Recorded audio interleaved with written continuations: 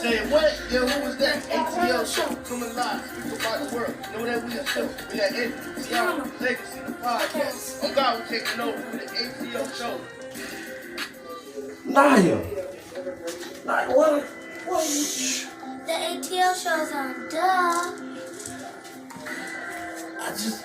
Get out! Get But out! Naya, it's supposed to be for adults only. It's supposed to be.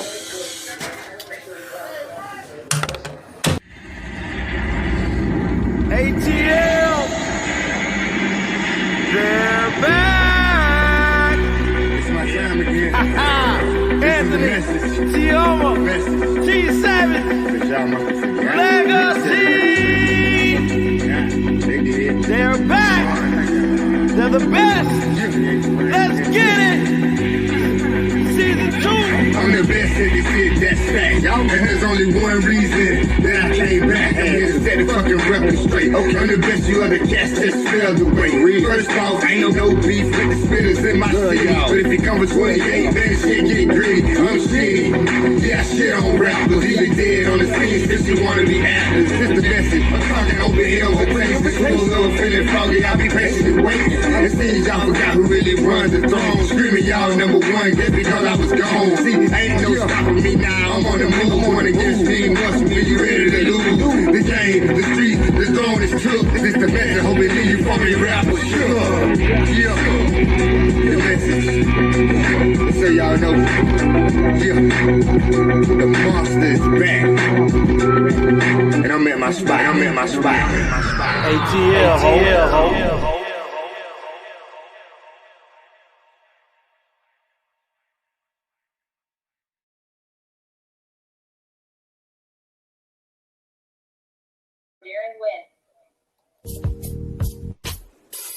Just-in-time accessories definitely have the bling and everything in between. TeAma Copeland is your independent paparazzi agent. Join her live online Monday through Friday, 6 p.m. Eastern Standard Time. Join her on Facebook at TeAma Sweetness Copeland or her fan page, Just-in-Time Accessories, or you can find her on YouTube at TheAnthonyBrownShow. Herice. That once again is Just-in-Time Accessories. Everything is only $5. Nickel and lead-free jewelry. TeAma Copeland, independent paparazzi agent. Just-in-time accessories definitely have the bling and everything in between. Check her out. Make sure you go over to Goli.com and get your Goli gummies today. They have 3 selections, 3 choices to choose from. They have the apple cider vinegar, the ashwagandha, and new, they now have the superfruit. In addition to going over to GoliGummies.com, make sure you use the A.T.L as your discount code and receive a huge discount. It supports the channel and the podcast. In addition to all of that, the gummies, they're a source of antioxidant. They have vitamins B9, B12, promotes general good health, helps improve your daily health, contains pectin, a source of dietary fiber, uses pectin as a natural prebiotic to support the healthy gut and immune system, includes the mother, a healthy strain of bacteria, antioxidants, and enzymes. Mask the unpleasant taste of the apple cider vinegar. It's simple, it's delicious, it's Goli. Starting in January 2022, if you receive money through Cash App, Zelle, Venmo, any of those types of apps, if you get more than $600 throughout the year, you will receive a 1099-K, meaning you will be taxed on that money. So if you are a small business owner or a gig worker and you receive money through these apps, you want to start getting your paperwork straight now because you will be taxed on that. Good evening, everybody. Good evening. Welcome to the Anthony Brown Show. I'm yours truly, Mr. Anthony Brown. Welcome to this segment that we call the A.T.L. The A.T.L Show. I'm joined tonight by my lovely but beautiful, a little under the weather, Miss TeAma Sweetness. Hey, everybody. We're gonna pray for her speedy recovery. We're also joined by the bold and the beautiful Miss T Savage. Greetings and salutations, America. And none other than Mr. Shawty Doo-Wop, Mr. Fashionista, Mr. Drive the Latest Crazy. Mr. Legacy. In his own mind. In his own mind, Drive the Latest Crazy.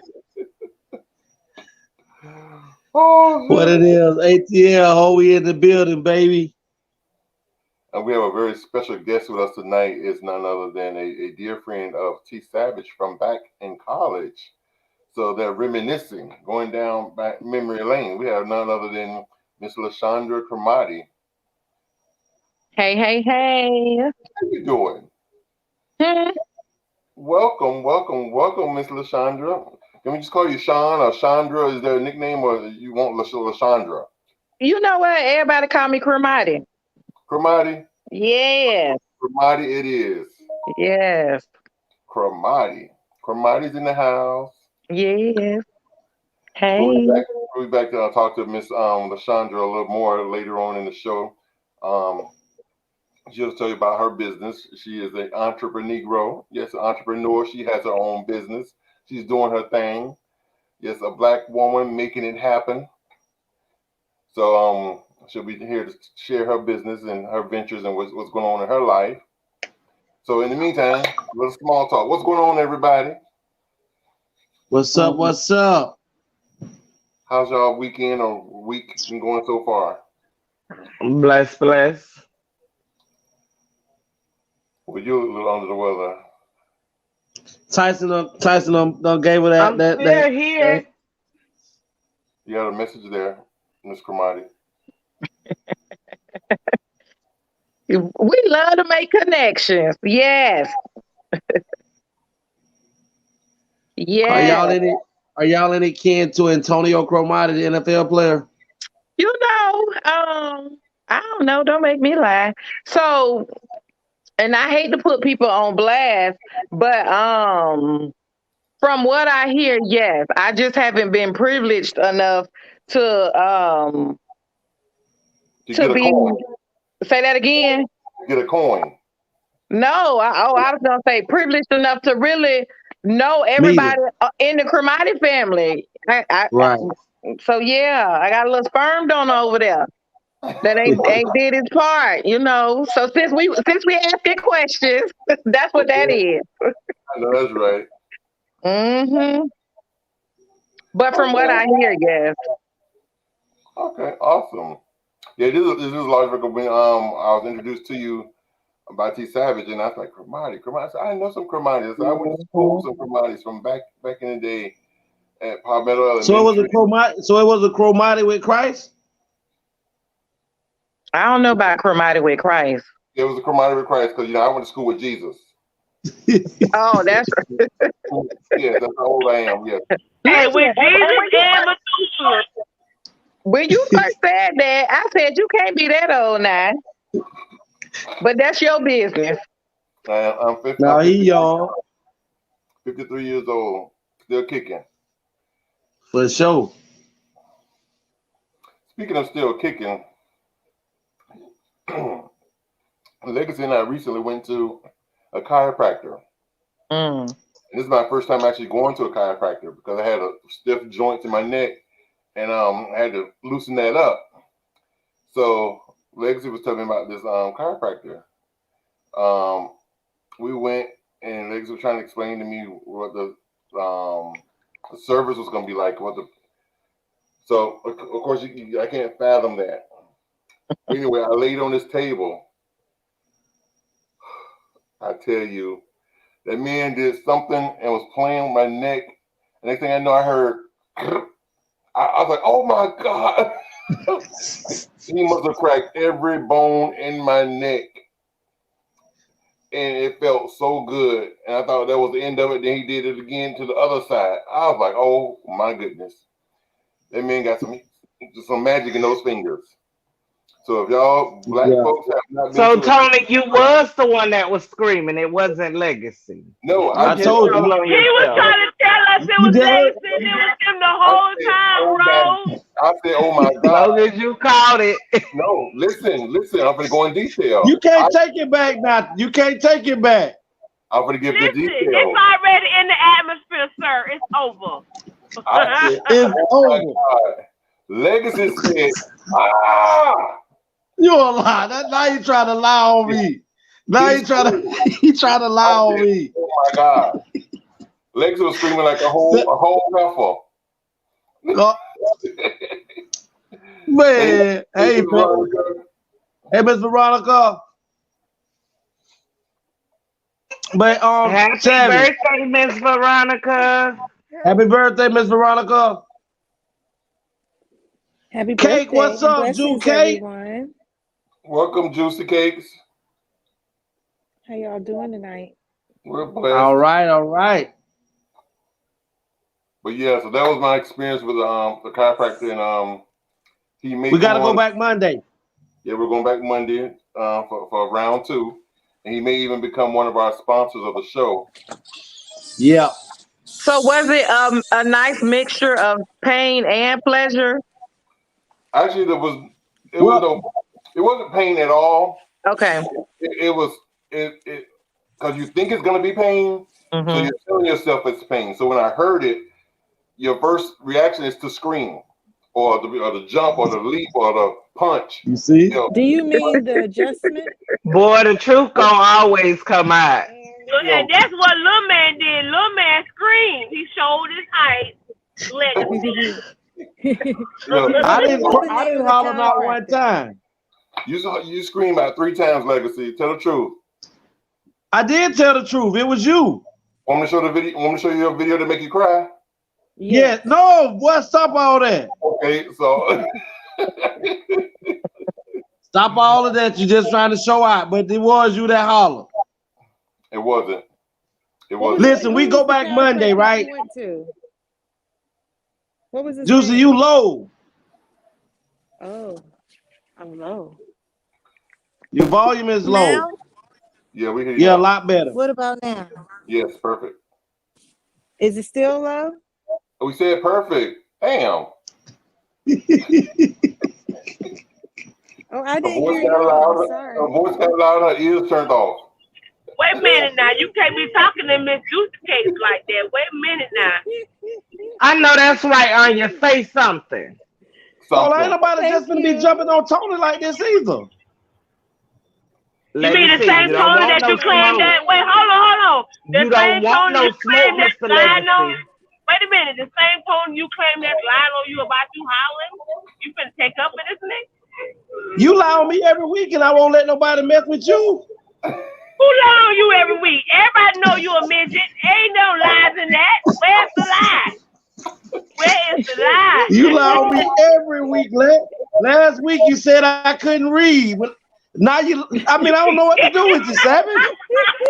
Well, I told you, listen, I need to apologize to the viewers because Legacy can't read, but last week was getting a little heavy, a little emotional, so I had to throw a little joke in there, let the people know Legacy's secret, you know.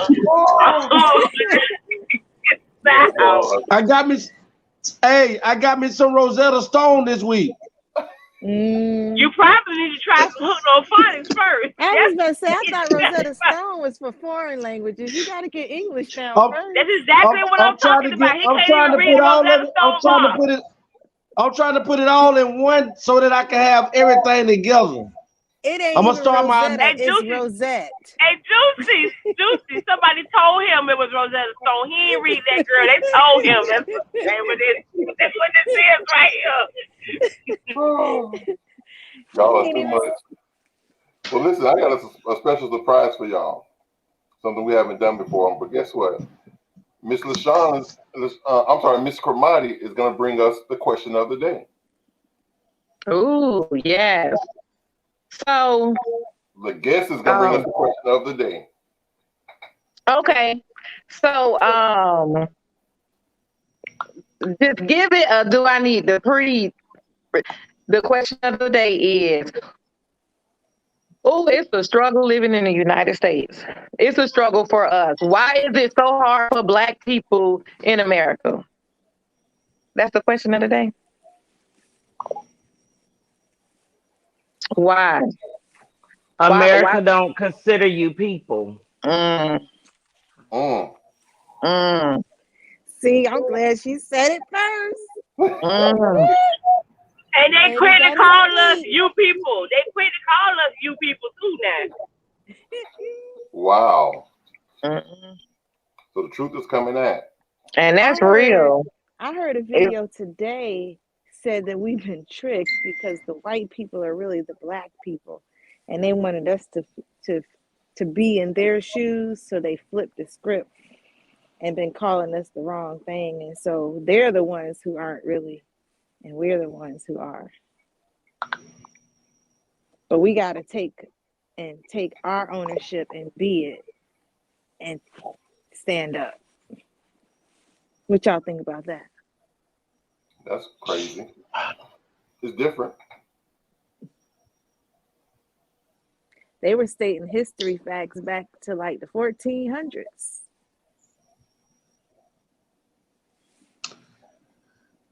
I'm going to say this. I do know that they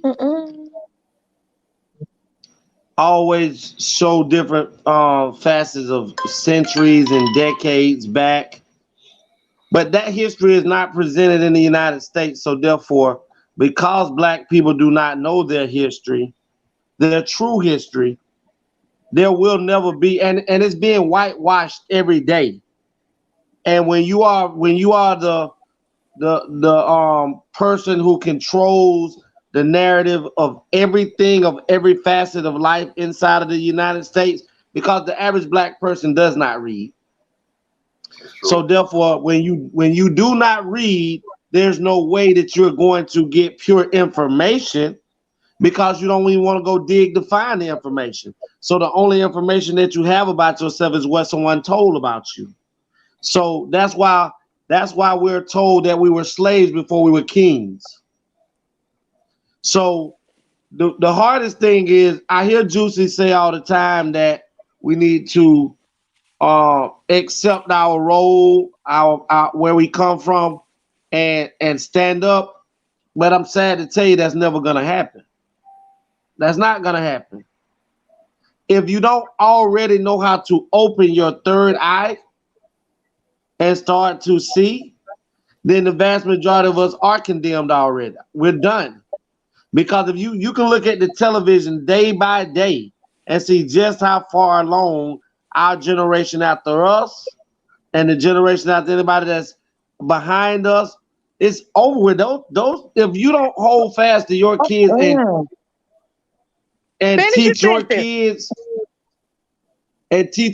the truth, then the society that's out there that's teaching them is not going to give them the truth. So it's just sad to say that, but we're lost, and we're one of the only races on the planet who has not been totally exterminated like the Tasmanians and other black cultures that were in Ethiopia and all of those countries in Africa like that. If you don't already know who you are, they're study whitewashing us every day to where they show you in Egypt where they go into these temples and whitewash and change the actual color of what these queens and kings was to look like they're white now. So by the time our kids or our generation or generation after us go back and look, those hieroglyphics are going to look like white people. So what history would you have then? So I want to say something, because now I 100% disagree on the idea that these young people coming behind us don't have anything to look forward to, because these young people behind us, they got a different energy that we don't carry. They aren't scared like us. They're willing to take chances. They're willing to do things that our generation would not, that 80s, 70s, 60s babies refuse to do. They're willing to be uncomfortable, and we aren't. So first you said black people don't read. I said no, that's not what I said. What you said the vast majority. Yeah. And then because you can go to most schools, even in the state of Florida, and you can see that most kids do not pass the minimum basic test of reading and math in the state of Florida, the state of Georgia, Mississippi, Alabama. But the entire testing system it does not measure our children properly. That's number one. But listen, I agree with history. Let's talk about history, because when we're speaking of history, when you're talking about Black people, you're talking about an oral history. So this idea of reading, who was that designed for? Not saying that we didn't read, but we have to know what was important to us. When you research and look at history, majority of the things that came down, it wasn't just written in black and white. Even in hieroglyphics, it's coded. You got oral history, you got songs, you got coding. So then for us to present this idea that all of our knowledge would be in books, and then read books that's full of bullshit that don't even represent who we truly are. So then it's like that doesn't make the most sense. But Ms. Cormida, if you can't start there, the basic reading of learning how what else are they going to gravitate to learn how to read? Because there's no one. They should gravitate to the example. Exactly. Like I'm listening what example? to you, Because I'm waiting on an example and you haven't given one. I am my children's You should be the example. I'm the example. I am my children's example. In my house. And you are not in your house. Right now on this show we are. Yeah. Everywhere I go, I am. What I speak and what I say, what I exemplify in my walk, my talk. What I do is personify. I am not a non-citizen. Let me show you something. Hold on, Tony, please. T. Savage, as an educator, right? How many parents you see when their children are not doing what they're supposed to do in school, come in there and uphold the bullshit that their children are doing in school as an educator? It depends on if the parent if the teacher contacted the parent, because a lot of the times the parents don't know that the kids acting like it's one thing in school when it's really something different at home. And they try to portray themselves to be what they're really. Can y'all hear me? Yeah. Yeah, I hear you, Savage. You went out for me. Now I hear you. I don't hear you now. Can you hear me now? Yes, I hear you. Can you hear me now? Yes, I hear you. Okay, so it's like the students try to portray themselves to be things that they're really not, and we don't really find out what the deal is. But in my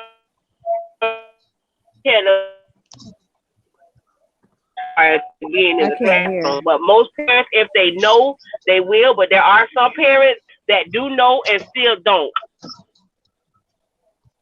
and they get aggravated because you calling them my kids. Mad because you disturbing their sleep time before they go to work. Or you calling their phone. They're trying to look on Instagram or watch a video on TikTok. They ain't got time. Now just imagine that number. Just imagine that number multiplied across the United States of those type of parents.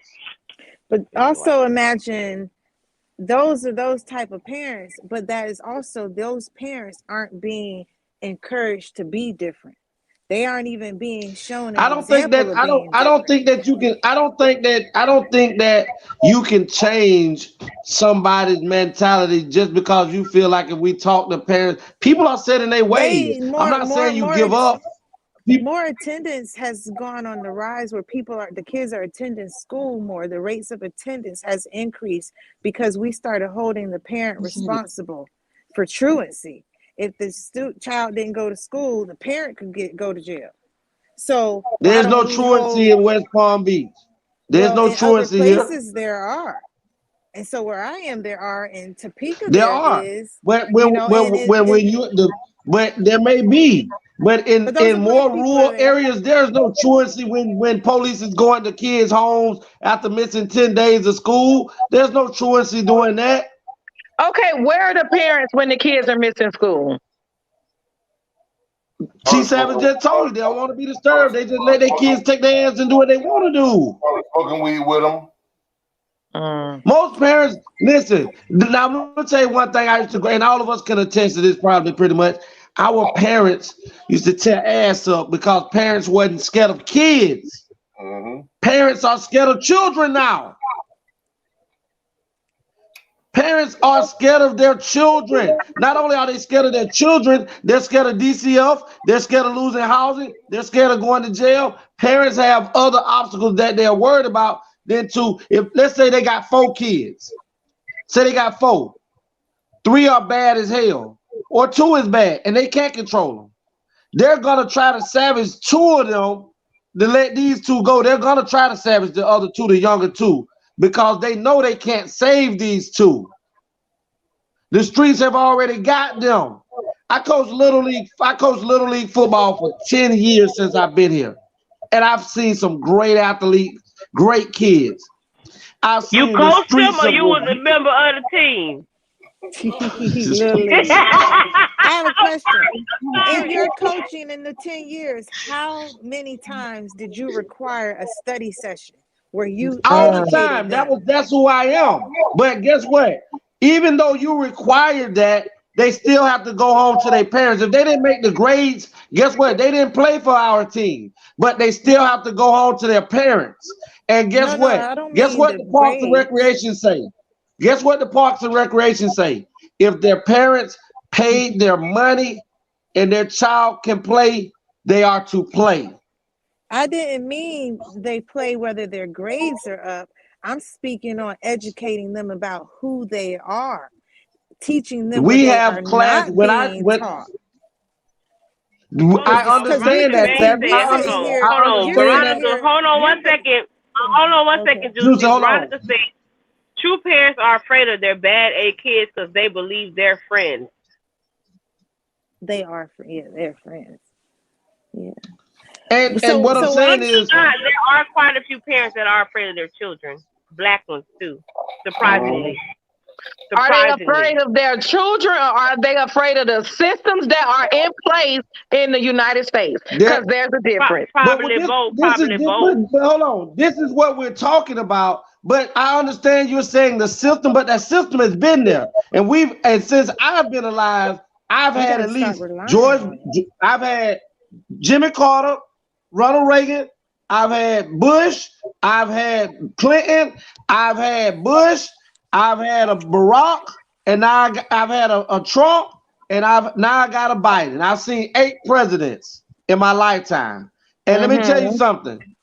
Nobody, even the legislators that you go and put in office and go vote for, nobody tries to change anything about the system that has been in place for over. So it's a broken system that nobody can fix. I agree. But I think my question I know 14-year-old kids right now and you from the wrong. I know 14-year-old kids that walk around with pistols, and I can go and get the gun from them, and they can go. Guess what? I can go get them because they know me. I can take them from, and they don't have a problem because they respect me. That's what Houston was talking about. That's that I am. So my hope is that. So one thing, and another reason I wanted to. Reading doesn't necessarily have to be at the forefront for us, because we read energy, vibes, spirit. All of that is big for us because we are spiritual people. So if you feel like fuck it, you already lost, without saying it, those kids feel it. But when you have that type of influence, where if you could go get a gun and you could talk a child down, or you could say, hey, let's try this route, they listen, then you have the authority. You might even have more authority than the parent. Just because we are not these children's biological parents does not mean we aren't responsible for them.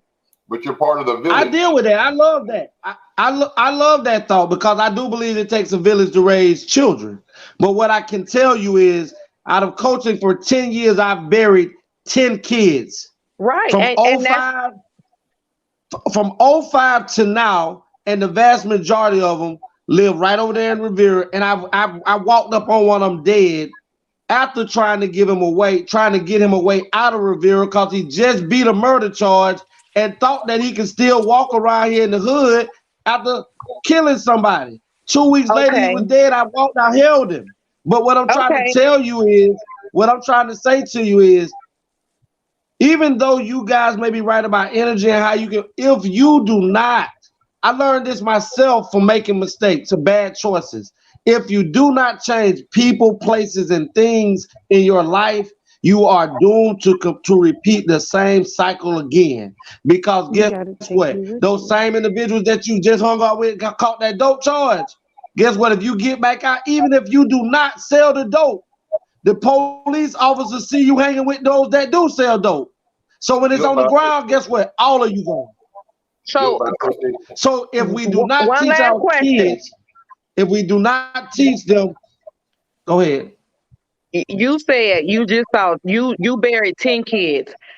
If you buried 10, I'm quite sure the number of kids that you influenced to be on a positive track is probably 10 times that in 10 years. And I'm agree with her. If I lost one.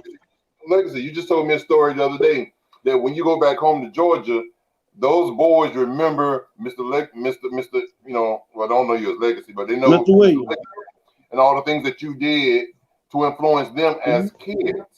And when they see you, they brighten up because you made an impact in them. So you're the role model to them. But I didn't tell you that the vast majority of them sell dope, because they do. Did you sell dope? Maybe they learned that from you. I'm just joking. No, they never. Listen, let me explain. Hold on. Let me get something straight. Let me get something straight. I have to clear this. I be want to sell dope some days because they don't want to give you no money out here in these streets. That's right. And again, it goes back to the system. It goes back to the systems in place. How do you correct the system when the people that we put in office don't do a damn thing about it? Man, you got almost. To me, fuck the system, because the system don't care about us. We got almost, listen, if you look at the judicial system, I'm talking about as far as the Supreme Court, you look at the cabinet. If Ms. Veronica says, that's right, change the company and the environment to turn your life around. So what I'm saying is on this, I totally agree with y'all. It did for me. That situation changed for me, because guess what? If I would have went back to my same neighborhood when I got out of the feds, if I would have went back to the same neighborhood that I got when I got out of the feds, I was doomed to repeat myself, because guess what? It doesn't matter. It doesn't matter. Come on, I came by to see you at the store today. We got something for you.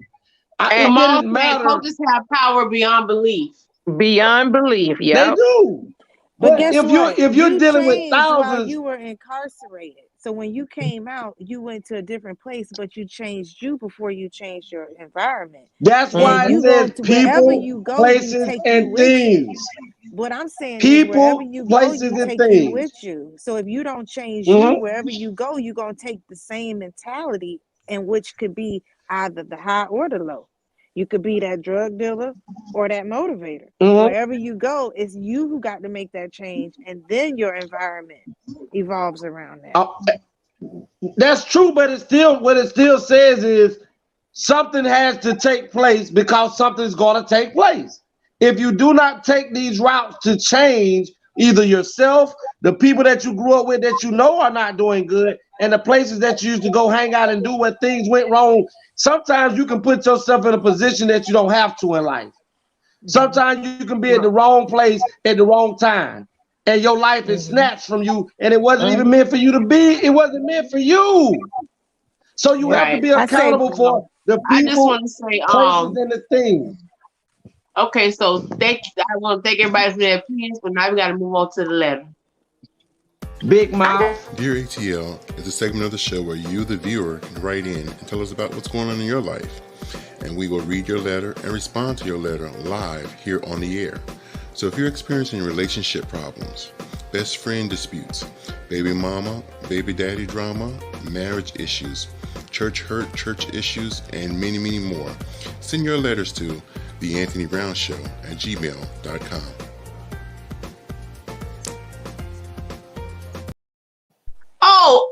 Okay, I was trying to sell out. I was back here selling out, baby. Oh my goodness. T Savage presents the A.T.L letter. The A.T.L crew.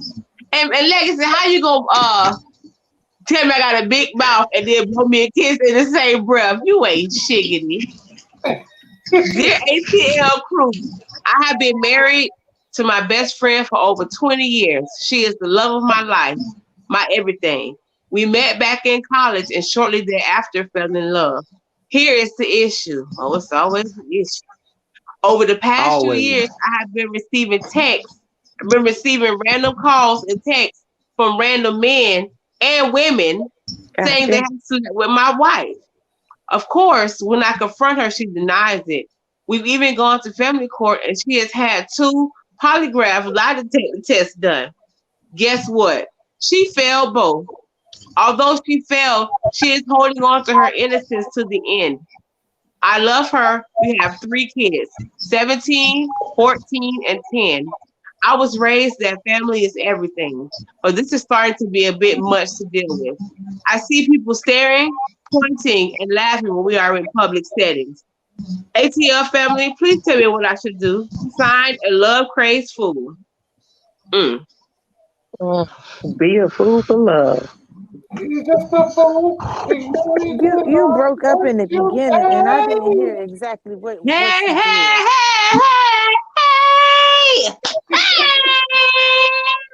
Look at me. That's my movie. That's my movie. Shout out to Tina Turner and them legs and them big wigs. Okay. So yeah, that's the letter. My response to the young man that wrote the letter is if you, yes, I understand family is everything and you love your kids, you love your family, you love your wife, but love is making you be a fool. You know what I'm saying? And you deserve better. You deserve someone to love you and respect you. You know, first of all, you don't respect yourself, because if you did, you would be putting up with this foolishness. So one, you got to respect yourself. And then you'll find someone that can also respect you, because what you put out in the atmosphere, it also is going to reciprocate and come back to you. So you put out respect, respect is going to come back. You put out good energy will come back. But the fact that you're allowing her to manipulate you and treat you any kind of way, and it's been proven time and time again, because you say you've been receiving text messages and phone calls for the last few years. This ain't the last few weeks, a few months, it's a few years that she's been having sex with other people, male and female. It can become a bit much. And I understand you love your kids, but you can still be a father and not be a husband. At least not a husband to her. Right. You know what I'm saying? So you need to find someone that genuinely loves and cares about you and your well-being. Because one thing for sure, 2 things for certain, is what's to say if she go out and have sex with somebody and contract the disease and bring it home to you? You know, was it worth it? You know, your body. And your tongue fall out. I'm gonna tell you what she doing, and I tell the kids this all the time. She testing your gangster. That's what she doing. She is testing your gangster, and you are allowing her to. You know, only in the. Go ahead. Oh, so just like I said, put your big boy drawers on and put it to an end and call it quits. You've already got the phone calls. You have the proof. The proof is in the pudding. What proof? The proof is in the pattern. So patterns tell everything. He haven't said anything about a pattern. All he said is, man said is that he's been receiving texts and calls. Anybody can fabricate that and do that. Period. First, T Savage, I got a quick question. Because now y'all got my mind going. How tall is Legacy for real? Legacy like 4'11". No, he probably about like. No, I'm lying. He probably like 5'6" or 5'5". Oh, okay, but the author of the letter said that several people have called and texted his phone. That is a pattern. Over a period of years. It's a pattern for somebody else doing. It's not he has not one time. It does not matter. You can't. Legacy, let's take it to the word. And you always want to take us to the Bible. Okay. The Bible says, out of the mouth of 2 or 3 witnesses, all things shall come to pass. So if too many people have been saying the same thing, but it haven't come to pass. The reason he's holding on to her is because all he's gotten were people that were calling his phone saying things. He haven't had any proof. That man said she failed 2 lie detector tests. That's proof right there. Lie detector tests are not even admissible in court. Test. It proved that she lied, though. They're admissible on Maury. They're admissible on Maury. The fact that he anybody that knows the law, the fact that he wrote that letter signifies. TeAma knows this. TeAma knows this. Lie detector tests are inadmissible in court because a person's heart rate can change and fluctuate to throw off the system. So they're not real. Even though that it says that I failed it or I passed it. Guess what? There are people who have went inside of detectives' offices and passed goddamn lie detector tests and went. It's inadmissible. He has not given you any tangible evidence other than somebody prank calling him on a damn phone to destroy his marriage. His spirit already told him what the deal is. Well, if his spirit told him, he already knew that he was dealing with a whore. Why she got to be a whore? You're trying to make it seem like she was by saying that she was guilty of having sex with multiple people, and there's no proof. No, he didn't know. He didn't know her pattern, and this has only been happening the last several years, like maybe 2 or 3 years. Because they got a 17-year-old. Yes, but he don't have. Guess what? If he was that concerned, guess what? Go do a blood test with them 2 kids and see if they're yours. Show me the proof in the letter where he said one time that he found proof that she was doing something. What he said was people are bullshitting on his phone. You ain't got to find it to be brought to you. So he just need to let it go. Sometimes you ain't got to find the evidence; it'll be brought to you. If I'm still waiting on the evidence. The fact that people are pointing and laughing, they just not pointing and laughing because they want to point and laugh. They laughing at something. They were pointing and laughing since high school. They were pointing and laughing since high school. It doesn't say that. And it doesn't say that he had any proof other than people pranking on the phone. And they're pointing and laughing. And they were pointing and laughing in high school. Let me tell you, but one thing about it, in the real world, there's no adults walking around pointing and laughing at people. I agree. Could this be an inside mental thing with him to where he's just insecure, to where he's making it when he said people are pointing and laughing? In the real world, I know people that I know for sure is a hoe, and this dude is dumb for bag rocks. I'm not sitting there like, oh, that nigga dumb. What they do that at? Right. Ain't not funny about it. So that makes me think this is all in his mental too. Listen, if I really wanted to know, or either he's either insecure or paranoid with that pointing and laughing. Grown people ain't got time for that.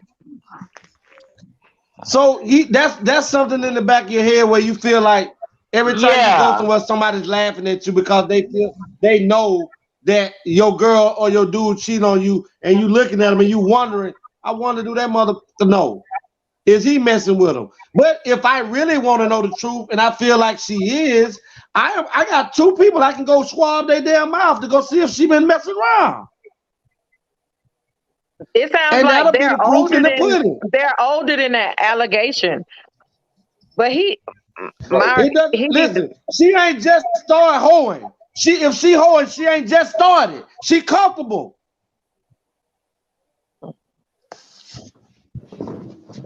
Y'all got to listen. This right here don't convict me. You can do all that. That don't convict me. That just say that somebody pranking on your damn phone to break us up. Spoken like a true pimp. Yeah. But listen, let's be real. Savage, y'all. In 2 years, listen. In 2 years, let's be real. In 2 years, if she was doing that, you talking to these people on the phone and they telling you. if one of those people are the people that are messing with your woman, why would they call you to tell you why she don't cut them off, or they want to destroy your house so they can start digging in your woman? So the bottom line is this: either you go meet and talk to these individuals, and you can bring that woman, that man, and them woman to your wife, or shut the hell up. Just like a gangster.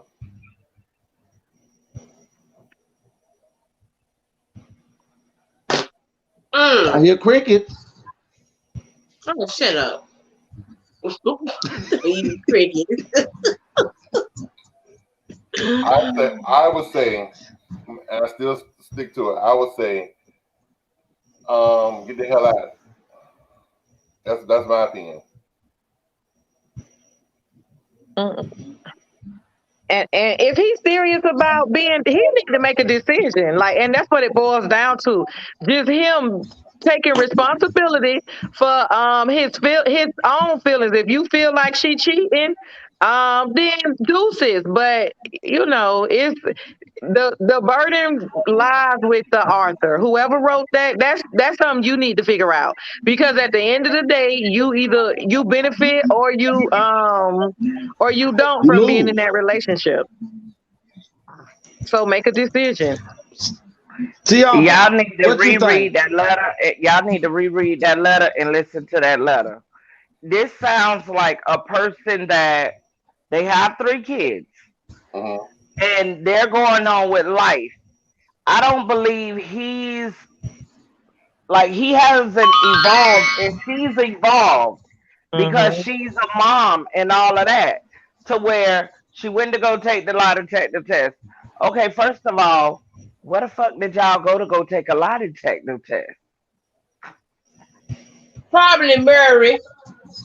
So listen, yeah, he ain't go to Mary, because once Mary seal it, he know he gotta leave her, because his whole family gonna be like, if you don't leave that bitch, so you know, and niggas can't stand pressure, a girl can.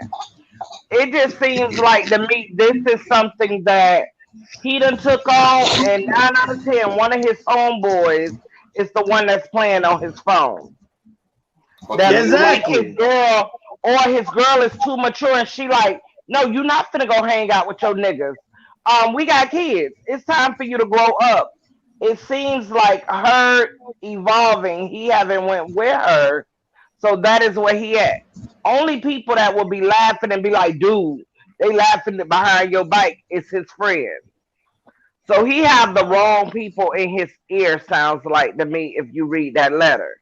Because being an adult, that does not seem like a letter that an adult with 3 kids and a wife would even have time to even know what somebody laughing at behind their bike. And the thing about it is, those friends can have ulterior motives.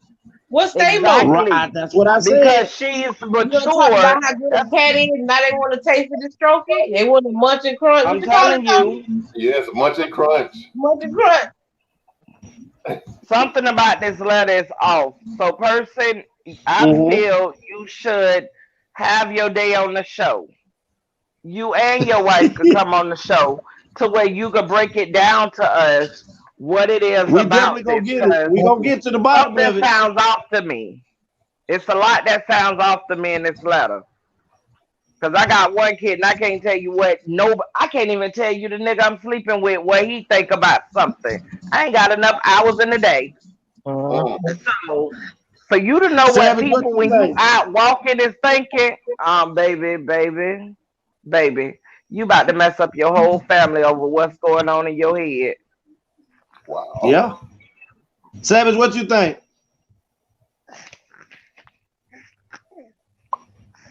I think he got some insecurity issues that he could just be having a touch of paranoia going on. It could be that. But the fact that he's saying that different people are calling Texas, that means nothing, because you could download the app and create a number, several numbers in a few minutes. Period. I'm not trying to agree with you, Legacy. Men and women. I'm just saying. Hey, look, great. Look at this. You was on that one thing, and who? People out the woodwork were trying to know your life story that didn't even know your life story. So, honey, depending on what energy you allow into your space, will break down any walls and any barriers that you thought you wanted to make. My circle's so small, I can spin around once and then I know see everybody.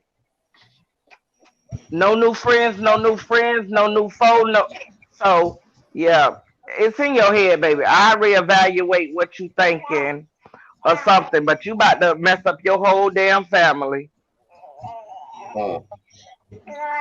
For me, I just feel like, bro, everything TeAma and Savage them just said is what I was trying to speak on earlier, is that some people look at your life and want it. Some people enjoy looking outside in the window into your life and want it. And you've allowed them to get too close to you to be able to sabotage your mind along with your family. But if you really want to know if your significant other is stepping out, there are ways of doing it. Private investigators, there's tracking devices to where you can slide up on your woman's car and locate where he or she's at to see this. The truth will come to the light if that's what you really want to do. But in fact, right now, I don't need to be with you. but that may be true for you, but this man is on this podcast trying to find an answer. So just hire cheaters or hire you a little private investigator to just monitor for a little while. And guess what? If she's doing something, he'll bring it to you. If she's not, just go on with your life, but don't throw it away right now because of some insecurity feelings inside of you. Okay. That's it. Kate? Well, there's a plethora of opinions across this board. There's a lot of different opinions. And stop bringing that up to her if you haven't found out by yourself, because I'm one of the ones you keep accusing me of cheating. I'm not only am I gonna cheat, I'm gonna leave your ass in the same process. And I'm y'all. So I am a mental health therapist, a professional trained therapist. Go see an individual therapist. Just because it's a lot in that letter. It's a lot. It is.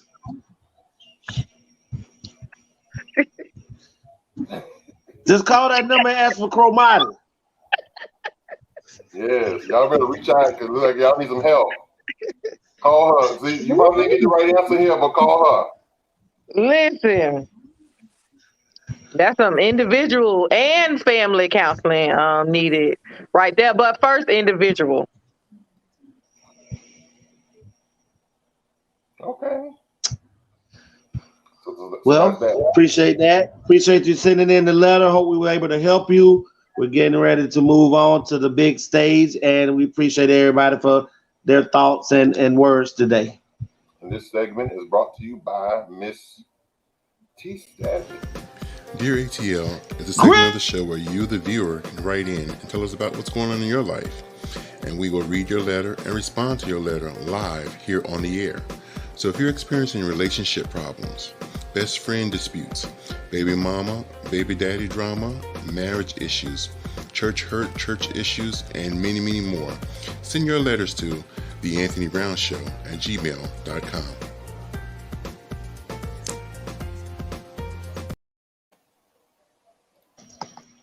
Miss Adrian has said something right here. I don't care what nobody say. If you are in tune to your partner, you know they start to move different. Yes, they don't have to say a thing. Mm-hmm. The actions speaks for themselves.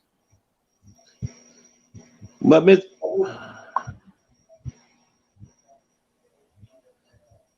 before we go any further, Miss Chromati here, she's a counselor. Let's talk about her business. We got about 5 minutes. We're going to give her to talk about Blue Lotus Counseling and Holistic Healing. Take it away. So, I am. Y'all don't call my phone. Go to my website. But I'm LaSandra Permati. Call 911. Exactly. I don't want you as my counselor. Well, you ain't sent no coins this way, so we ain't even got nothing to talk about right now. So, And if it's an emergency and you call me and it ain't no emergency, your ass bound to be wish you hadn't have called me. But I am a mental health therapist. I'm a mother. I'm a Black woman. I do have 6 children, and so I pride myself on being a facilitator of healing. And so my I only service Black and brown people. I don't have energy for white people. I just don't. I have 6 children. My children are the oldest 19, 17, 14, 11, 11, and 6. 3 girls and 3 boys. My children will go on in this world and hopefully, get married, birth children. I need them to be in relationships with healthy people. So it is my hope that when I'm out here helping people reach the healthiest version of themselves, that trickles down into their family, into their community, into their children, and my children will be able to go cohabitate with healthy people.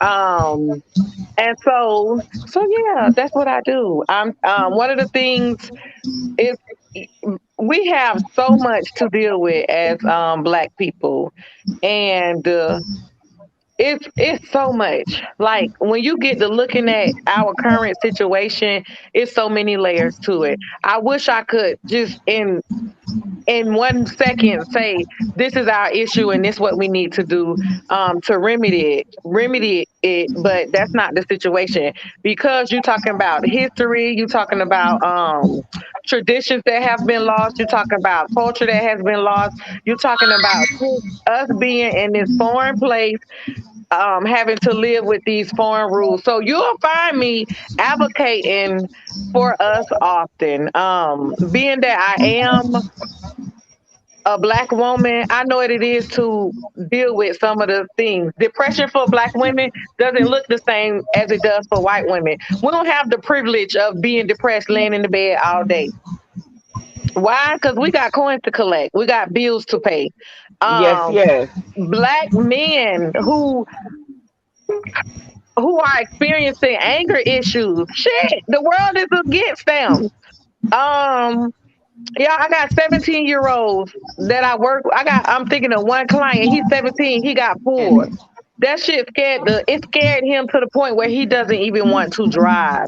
Why? Because Black men, women, children are being killed by the very people who were put in place to protect us. So one of the things I'm hopeful is that as we grow, as we learn, as we are introduced to new things, new ideas, our best and healthiest selves, that we tap into mental health as much as we tap into physical health.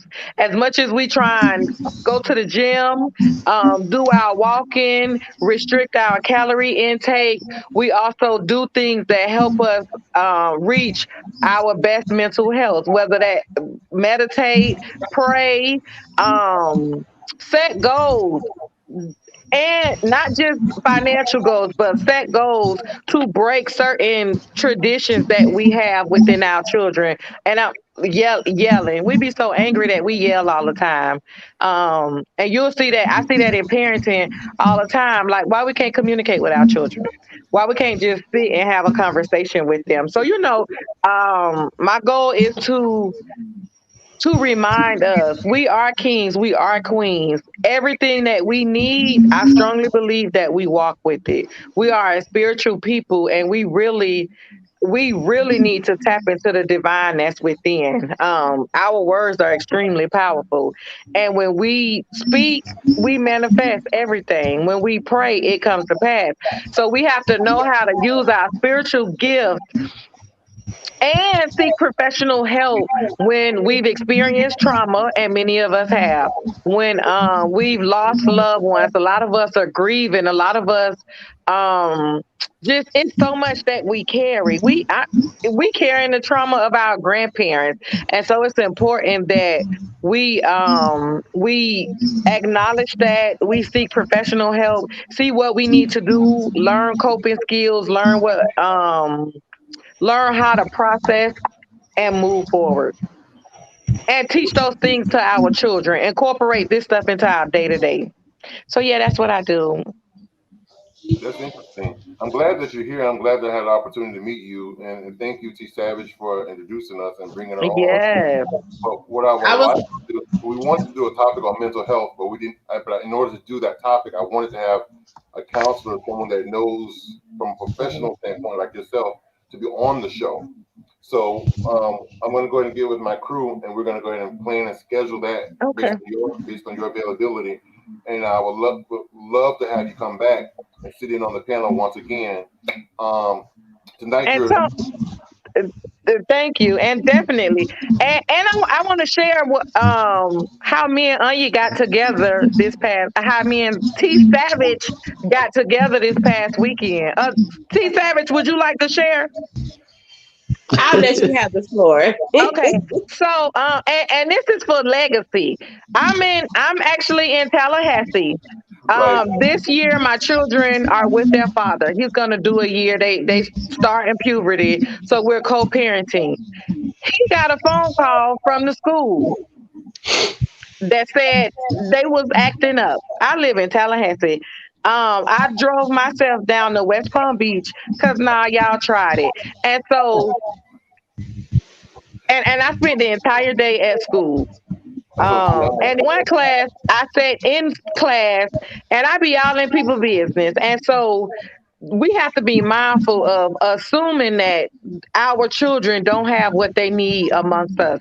But I was able to sit in the class, check my children, and encourage other children in the process. So, y'all, I'm confident we have what we need to move ahead and get to a place that's beneficial for our all, even in my new interactions. That's it.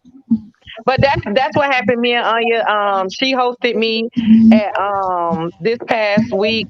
This past Thursday. Had me sneaking her around, and we were sneaking around campus, y'all. Sneaking around the corners, looking for APs and principals. I don't know what the rule is, but I really didn't care. My dog was here. We finna creep. And we're gonna keep these kids in check. But that's that. Pop up. One time for the pop ups. Now I'm gonna ask you a question, Miss Cromati. When you said you was in these classrooms, right?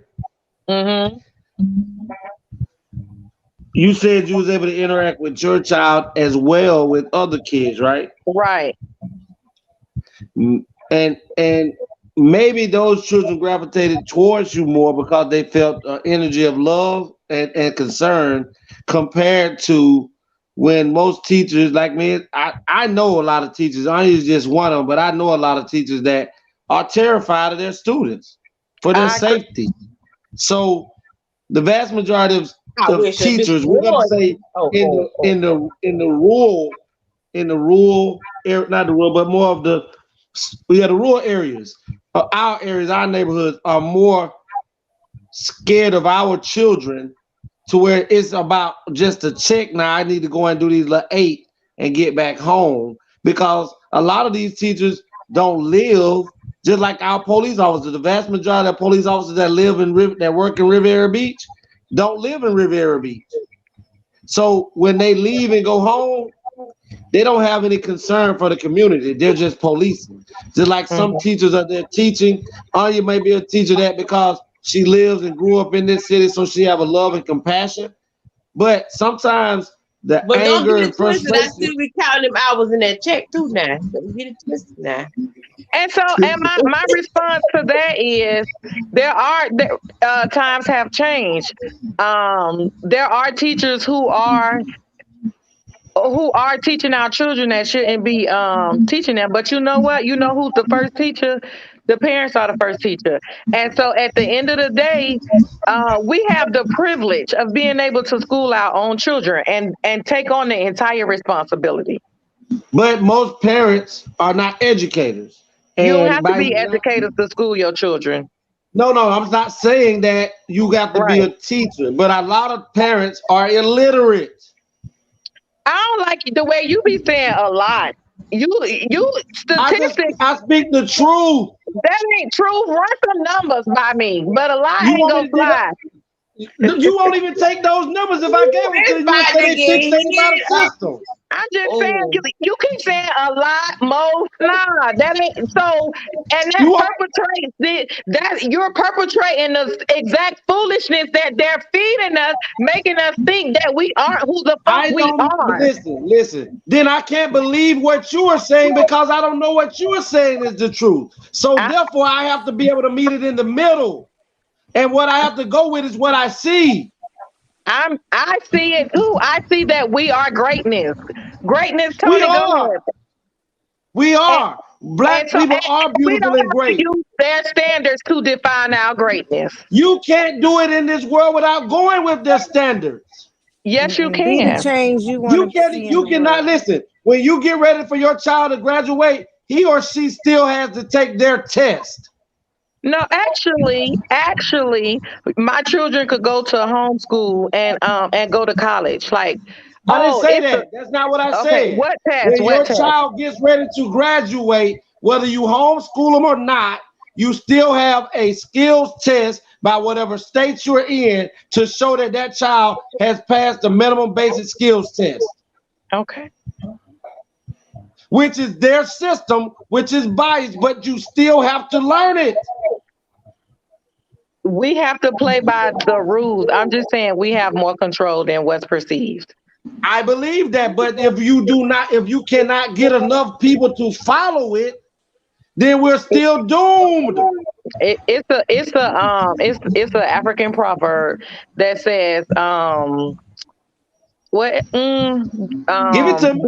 Give it to me. A mosquito seems small until he's left in the room with you. A mosquito seems small until he's left in the room with you. And you and the mosquito in the room, how long before you recognize the power of that tiny mosquito? Okay. I'm pretty sure when you he don't have as many choices before he have to come to deal with you. Of course, he looks just as big as the person that's in the room because he only has one target.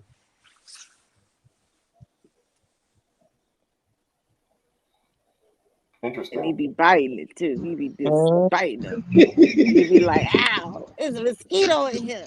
Bite you again. Ow, where that mosquito at? You know it. Okay. Oh goodness. But anyway, yes, LaShawn, when we get down the mental health topic, yes, definitely want to come back on that evening. Definitely. Much like this, a question of the day, a letter of the day, small talk, and then the main topic, and it will be centered around your profession. Okay.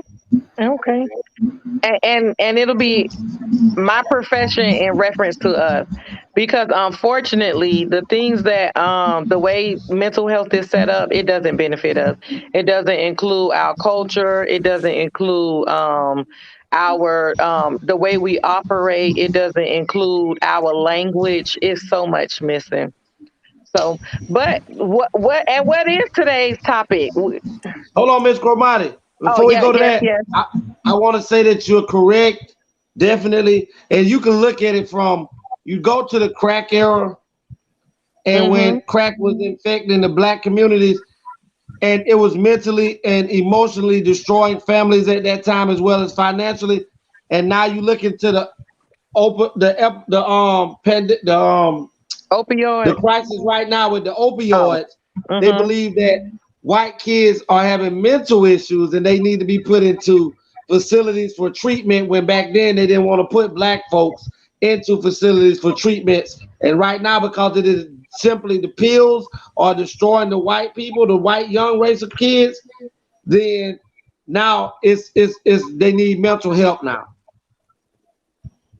It's a stronger push right now for mental health practitioners. But that right there is part of the topic. That shows how we are being bullied.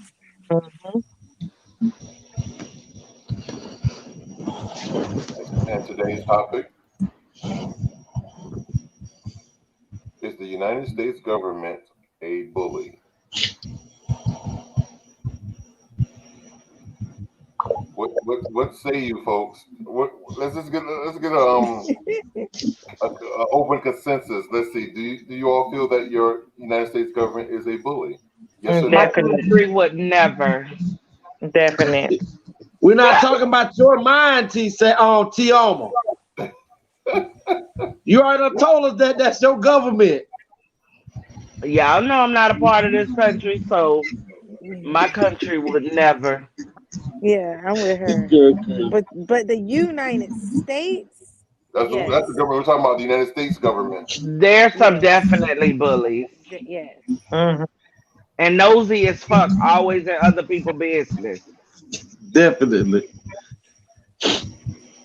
And then they ain't even got the money to back it up with. Yeah, that's true too. You don't have to have the money when you robbing people. When you robbing we people, got the money because we make it. Right, that too. But and we have a history. Country. It's a history of robbing other countries, other people of their resources, their people, and their money. So we don't have to have anything, and they're gonna go take it every time.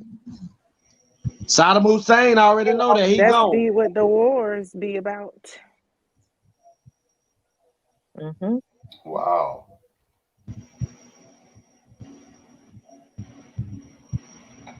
Well, go ahead, Juicy. I feel they're being a bully. Even more. Why do you feel they're being a bully? Right now, even more with the imposing of the vaccine as they are. Should be a choice. And in some places, the governments are using their power and enforcing it, or making the consequences make the person have to choose not to do something that they have been doing. It's causing the economy to mess up because businesses are losing staff, and it's just not right. Not at all.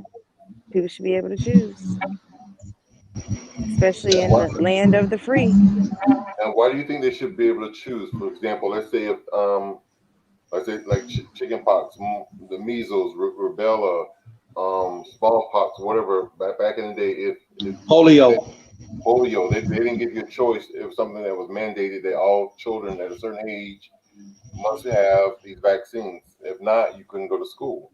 Because think about it, if you had the freedom back then, and your child was, let's say, I don't know what the age was, but let's say it was 8 years old, and your child went to school at 8 and didn't have these vaccines, they risk the chance of either catching it or catching it and spreading it. So do you think that would be fair for other children? Well, with that statement, Tony, a lot of white families actually did not take the vaccine and sent their kids to school. What a lot of black families and brown families didn't understand and know is that all you had to do was go to your local church and get your church to write a letter saying that it's against your religion and that your child did not have to take these vaccines and could have been admitted into school. This is why I say that if you do not educate yourself to know things, and which most of our parents did not, all we did was, well, my grandmama did this, so if Big Mama did this for me, this is what I got to do for mine. So there was always ways around getting the vaccine.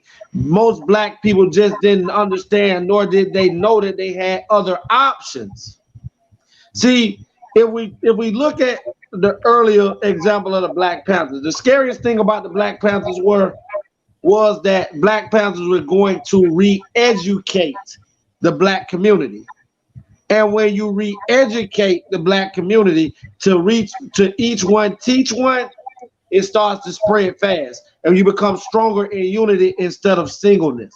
So therefore, they didn't want the Black Panthers to spread this information on how you can actually segregate our children and we can teach our children. Because if you look at the education system, the average black child in that time of segregation that was being taught by black women and black men and educated were outsmarting any other race. We were smarter because our people who was teaching us was actually informing us the best for us. So they had to tear the infrastructure away, which was the organization that was trying to strengthen the black community. So most of us are already programmed to follow the regimen. Of course, my mama went and got me the measles, mumps, chicken pox, polio vaccine because they said her son couldn't educate himself. But if my mama would have been a mother of today who had the same knowledge and information that mothers and fathers have today, to be able to go do their own research and see what these vaccines can do and what they can't do, because it has been proven in the last 25 years that the vaccines that were given to black males made more black males autistic than it did to white males. And you think they didn't know this before they started talking about these vaccines? So you want me to trust the government? Brother Muhammad. You talking about you want me to trust the government who did that to my black kids as of still to this day? And then you want to take me back to when you went into another part of history where you went and injected syphilis in black men and said you wanted to see if it reacted the same way in black men as it did white men. Then you lied and had black women tell them that it was for something else, and because they knew if they went in with white doctors that black men would not follow or take the injection, so they used sisters in our communities to inject them with it to give them the disease that killed off so many black men who didn't even understand what the hell they was dying for. So right now you're talking about you want us to take a COVID shot where you cannot, if anything happened to you, you cannot sue the government or the doctor's office, or Pfizer or Johnson & Johnson for giving you this vaccine. They're protected across the board that you cannot sue them. Then you want me to turn back around and the Congress doesn't have to take it. They're exempt. Yeah, they don't. So you the want government me? Don't have to take it, but we do. Make it make sense. So no, I don't. I do believe that we're bullied, but I feel like this. You ever seen like old people in church and they done been Jesus-fied and all this for all these many years, and that if you actually came up to them and showed them something that they did not know and told them that, look, we've been lied to. T. Savage.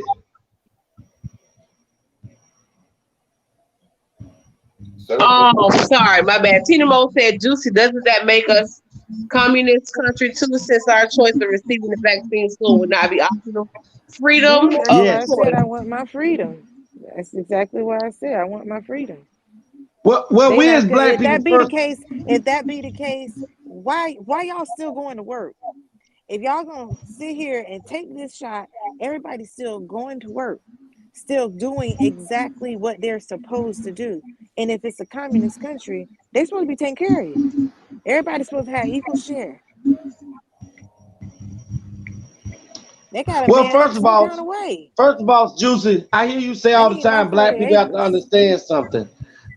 Black people, even to this day, it seems like you got rights.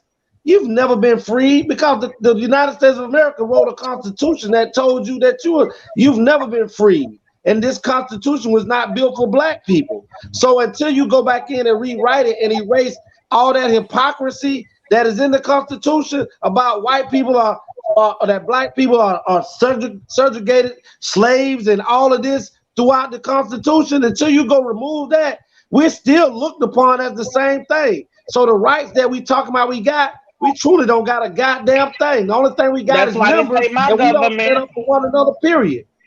You got to go back and reclassify yourself and see if you go back into the census, the years back, hundreds of years back, you'll see where the title had changed. The verbiage have changed from black to African American to so forth.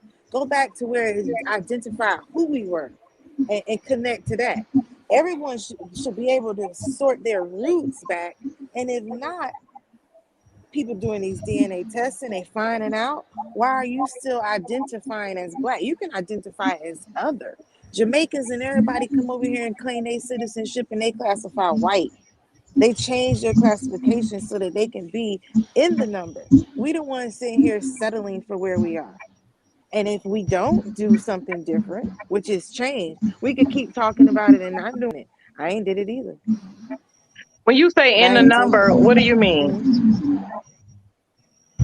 In the number, meaning in the people who are producing, yeah. Okay. And my take on it is, I can't go in your house and tell you how to operate your house. And as long as we take this approach, and it's not even, I can't go in the house that you squatting on the house. Let me back it up. You got this big old beautiful house and you take it by squatting. So you in this house, can't nobody put you out. And then I'm coming to your house telling you how I think it should work. And I think that's where we mess up. We're trying to, this concept of trying to change a system that wasn't built for us. And even if the verbiage changed, these people mentality is going to stay the same. So it's up to us. I think it's up to us to identify who we are, not for the purposes of them, but for the purposes of us. Mm-hmm. Mm-hmm. And then and teach our children and not even and not be and y'all, I'm not one for words. I tell, and I say this as a parent, you don't ever have to ask me my take on this or my take on this. You watch me and my actions, my character will always speak for itself. So I just think we should get to a place where we stop expecting something from them. I don't want nothing from you if it ain't. I don't want shit from them. But I just think that's what we need to do, because as long as we look to them for almost like salvation, we're gonna be sick, we're gonna be neglected, we're gonna be without. Ms. Cromata, I love the word that you just articulated, where we look at white people for as if how did you say salvation? For salvation. Truthfully, that's the truth, because you can take a black doctor and a black doctor tell you something or somebody something, that person will leave that black doctor and go over to a Jewish doctor or a white doctor, and whatever those two people have said, even if the black man has already said, they do not take it to heart until somebody white or Jewish have said what that black man said, because black folks have to be approved in the eyesight of white people in order for them to feel successful. If you don't get that white, that means, let's look at the Oscar. Savage. I'm here. Just give me a second to unmute. Tina Mo said Dorothy Steele died at age 95. She's the oldest Black Panther actor. She died at home 4 days ago. Oh, that's a piece. But this is what I want to say on that. One time we talk about, let me show you something. We talk about how we need to stop being accepted by white people and do our own thing, right? Let me show you what happens when you do that. Let's go back to Tulsa, Oklahoma, where black people, there's been a few other places in history where black people removed themselves from white people and started to thrive and have communities without white people's help. Mm-hmm. And white people felt, for the record, we've always done that. Where you think Haiti and Jamaica originated. But go ahead. And they turn right around because we minding our business and still find a way to snuff us out, because they never want us to be independent. They always want us to be up under their feet. And this is my opinion. All of them have to be slaughtered, children and all. And if you're not willing to die for it, then you'll just die. So then we are in agreement when I would say we are at war. So then we are being bullied. Mm-hmm. But for this topic, I want to just bring about, because this topic bothers me because of one of our brothers who is actually choosing a great powerful stance against the government and COVID, which is Kyrie Irving. And he has made a stance to where he's saying that this is not about money because I got money. This is about people who are being bullied into taking COVID shots without proper information about what is in it, without the warnings and the side effects, other than you say, oh, you may have a headache or this and that. If anybody is taking anything, they should know what is all in anything that they're taking. Right now, you can go and get a can of tomatoes right now. Everybody has to put their ingredients and what all they're using in their specific can or whatever it is they're using. You have to put that on there. It has to be on the label and the warning. But the COVID shot don't. And the scariest thing is, I watch people try to figure out how to cure cancer. I've watched how people have tried to cure HIV and AIDS over my last 40-odd years of life, and me coming into knowing about AIDS in 1992 or 93. And I haven't heard you find a cure or a vaccine for this. And this is what you've been working on for almost 25, 30 years. And I'm trying to figure out how in the hell you find a vaccine well, it came out in about 8 months after COVID hit. And so in a year, you're telling me you have a vaccine for something in 1 year that is taking over the whole world. But the other pandemics, which is cancer, AIDS, and different things like that, you have no vaccine for it. So you want me to take your word that this is? No, I can't bet my life on that. But Kyrie is making a stance.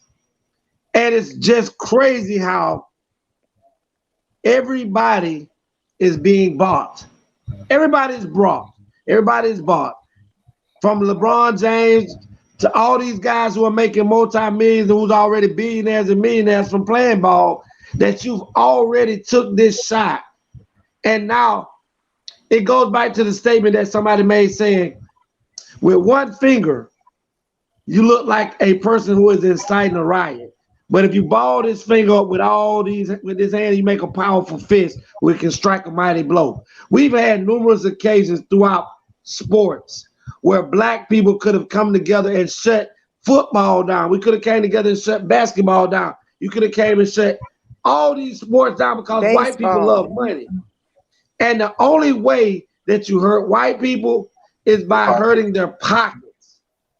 So if everybody that was black decided on those fields that I am not playing one down until we get some justice, I guarantee you justice will start to become unveiled. You'll start to see more and more people this and this and that. But because we all chase money, and he said that the root to all evil is money. So we would sell out our people and our race for a handful of people to eat and be looked upon as favorites upon whites, as we're pets. You know how you got a pet and he's your favorite pet? And you just come on, LeBron, come on, Jordan. We like you good old boys. Sit your ass down. Because all you're doing is hurting your race of people.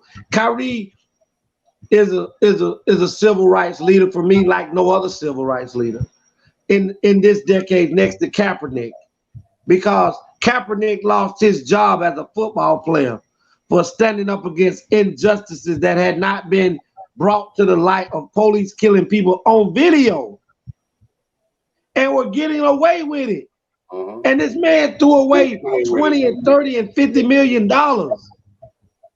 to play in the league to say I don't want to be a part of a system that can get away with killing black and brown people just because you got a blue shield or blue uniform on.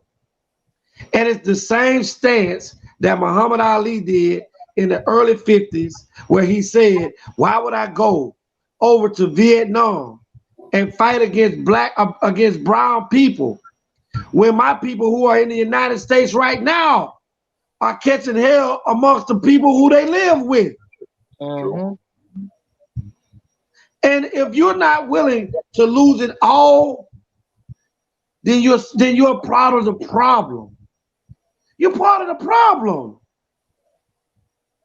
The thing is, we had leaders and we had people who participated in civil rights movements in that time that were willing to lay their lives on the line daily for this opportunity that we have right now. And just because we got a little bit of daylight, we forgot about that struggle. We forgot about those people who laid their lives down and died for us to have this little daylight. So because you got a little money now compared to what they used to have back then, now nobody wants to be able to put their life on the line. Now, speaking of the athletes, I was looking at someone recently, I don't know if it was on Instagram or if it was on Facebook, but someone was recently saying, and actually was comparing the Kyrie guy, athlete guy with the Magic Johnson with the HIV. It was like saying, you know, you don't want this guy to play because he don't want to take the COVID shot, but yet you allow Magic Johnson to continue to play with full-blown AIDS on the court. And I was kind of iffy about that. And I'm gonna tell you why. And this is just my opinion, because I think the reason why they allow such to happen is because the COVID is airborne. And if Kyrie was to contract it and he's playing with his teammates who's not vaccinated or is vaccinated or whatever, then just by breathing, you're endangering them. Whereas Magic, on the other hand, it's sexual transmitted. So he's not on the courts having sex with nobody. So the chances of him catching it or contracting the HIV wasn't a major issue of their concern. That's why I think they allow such thing to happen.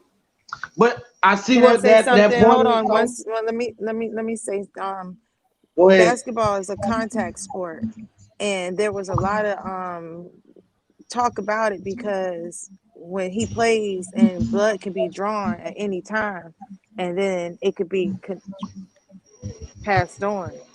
And so they had to put provisions even in the sport that if blood came up, they had to stop the game and do these different procedures, because like right after he came out with it, he did end up getting scratched or something or bleeding or something while playing in the game. But it's still a virus.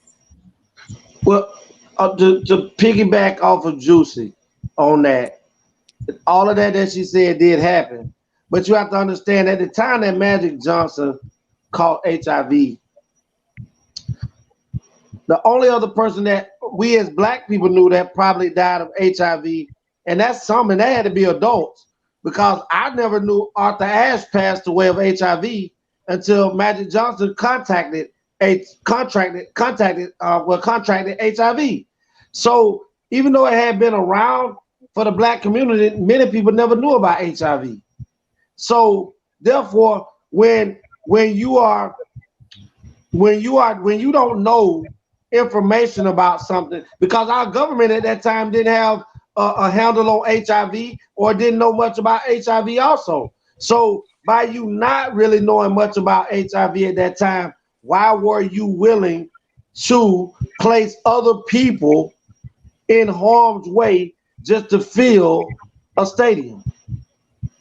Because money trumps health. Money trumps health. Now, let's look at it like this. Everybody knows that COVID is transmitted by. It can be through your nose and in your mouth. Why would our government, why wouldn't our president of the United States step in and tell our governor here in the state of Florida that every child is mandated to wear a mask to school when our governor said it's not mandatory that kids have to wear masks to school? Because it's about the more people that get sick, the more the numbers fluctuate up, the more you can make it mandatory for the vaccine to be implemented into everyone. See, when the first wave came through, not that many people died the way that they wanted it to be. So they could not just push for a mandatory vaccine. So they needed a second wave to come through. That second wave was to be where kids would go back to school and no mandatory masks and things would be made had for these kids. Because guess who? You know who some of the nastiest people on the planet? Children. From pre-K. All I know, you better have somebody to crank your car for you first.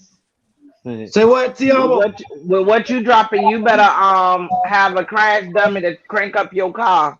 They're gonna blow your shit up. Oh well, I better not say what I was gonna say. But you telling me that our government give a damn about? It's about, listen. A lot of people use this, say, oh, conspiracy theorists, this and that, conspiracy theory. This is how they throw people off from learning truth, by making somebody a conspiracy theorist. But the truth is, they want to implement a chip into every human being in the United States. China has already started doing it with their people. So guess what? What's the easiest way to do that? Cause a pandemic that makes it mandatory for people to have to get an injection. The chips are so small that they can be ejected into a vaccine and go into your body. People have been saying right now that once they get the second shot, that you can take a spoon and it'll magnetize to their arms. This is what's being said. I don't know. I haven't seen it. I'm just saying what's being said. Put that allegedly sign up there, Tony, one time. Oh, That he is already definitely did. a lie, my love. That is definitely a lie. Let's just say Legacy is speaking on his own America. This is Legacy's personal opinion. Just a little side note. Don't be blowing up my shit. Well, I didn't expect T Savage to help me or back me up anyway. So, but you know what though? I had the same conspiracy theory with the shot because I didn't want to get it at first. I said they was giving people chips. And then I started seeing people my age die. And then I went and got it. So they give me chips and then I got one. Guess what they said about Colin Powell? I got a chip too. Colin Powell just passed away. I want to say what, yesterday? Yeah, yesterday. This gentleman, yesterday or day before yesterday. Had been vaccinated. Yes. No major underlying issues. The vaccine does not prevent COVID. He had cancer. He had cancer? Yeah, yes. His and the vaccine is, they're saying he had COVID issues. That's what he died from. He died from COVID, but he had underlying issues. He had COVID. He had cancer. He had diabetes and high blood pressure. So he had a whole cocktail going on before he even got the shot. Okay. And how old is he? Yeah. Well, 84. Let me tell you, and you got to realize the media, it will give you enough to be in a frenzy. A lot of this stuff that they put out there to make y'all be like, oh my God, this is this. I promise it's something way bigger brewing to where you're just focused on this little thing, but it's something way bigger going on and they need your attention caught by something. Yep, what they That's do why is his family made they it get their on TV. business to Yep. let you know it was a lot more going on behind the scenes with him. Mm-hmm. Because they'll get on that TV and say, it's a shortage of tissue. Not everybody buys tissue. It's a shortage of this. Yeah. Not everybody buying that. You got to bust people's head to get a roll of paper towel. Yeah. But that goes back to what Tony said. All of those are tactics of bullying. Mm-hmm. All of those are tactics of fear. Because you even said just then that once a few of your colleagues started dying, it pushed you into a frantic that you needed the shot.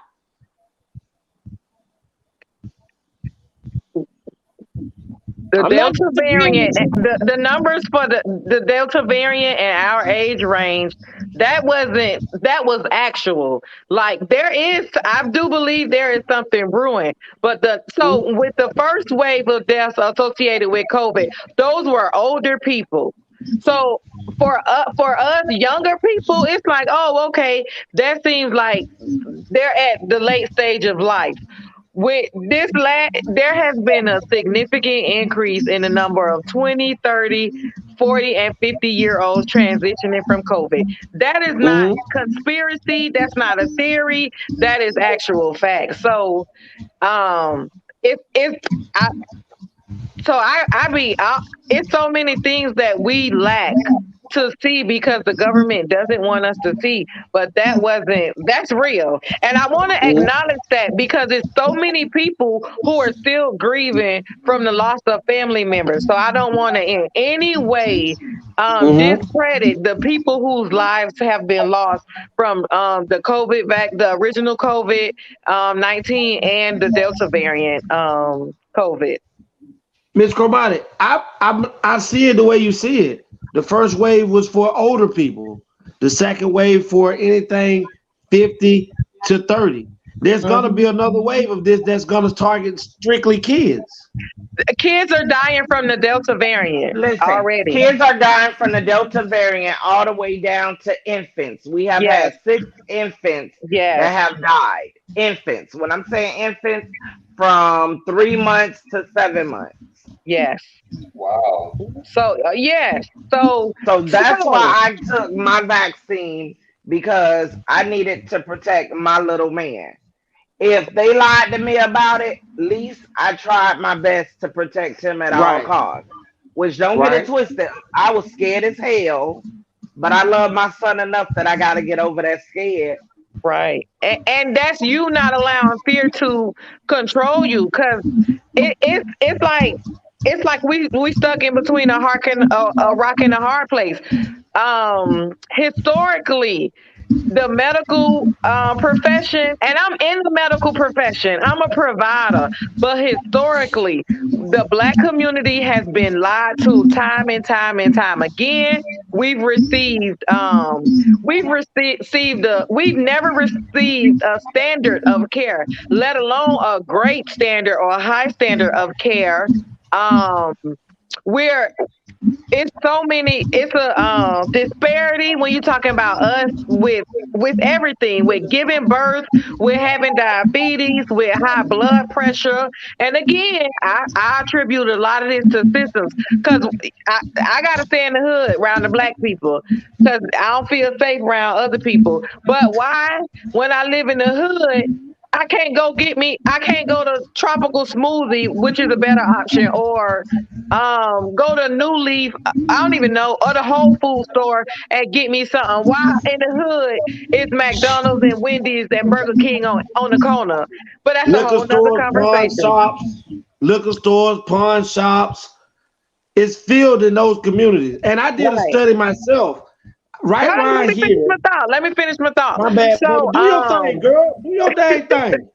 So when we have to consider this torn relationship between medical providers and the Black community, and so for many Black people, this has been hard. This has been one where even don't trust them motherfuckers, and I'm a provider where I have to step back because to see so many people grieving And so many parents, so many wanting to protect their children, so many children wanting to protect their family. And it's like so many people have had to make a decision without all of the information. We've had to make an uninformed decision on this recent vaccine. And that's knowing that the vaccine does not prevent COVID. It just decreases your chances of and being there so are sick. breakthrough cases, but it decreases your chances. So I think this has been one of the hardest things that Black people have had to do, make a decision. Like, damn, do I go with the chip? Am I gonna die in 20 years, or do I preserve my life right now for my family? It's like the flu shot. The flu shot doesn't prevent you from catching the flu. Mm-hmm. And to me, like half the battle is just wearing a freaking mask and me being in the classroom in here. I can't tell you how many times a day I have to tell children to put their mask up. They put them on and wear them on their chin. They wear them on the chin all day. Well, Tony, you always say that I go biblically because I mean I just have to sometimes because it just seems like either they're trying to manifest revelations or revelations is actually taking place and we're actually being able to see it because we can open our eyes and see. And I'm talking about this one. And to me, all the vaccine shot is the mark of the beast. Because if you look around, the mark of the beast says that you will not be able to buy, sell, trade, or barter without this on you, some kind of way, in your body, on your forehead, or somewhere.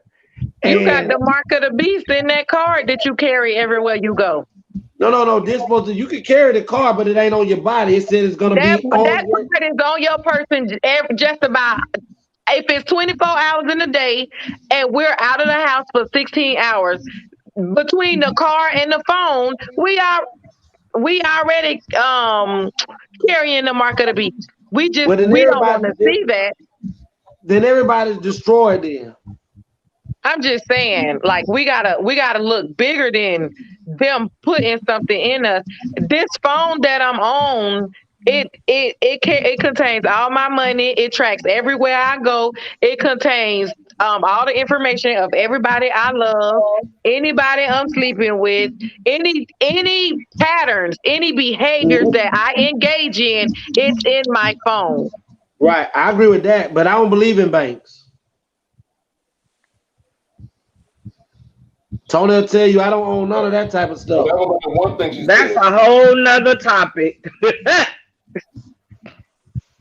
But no, yeah, for real. Let me tell you how bad it was. I do not trust what was going on. I went and got my vaccination in Palm Beach.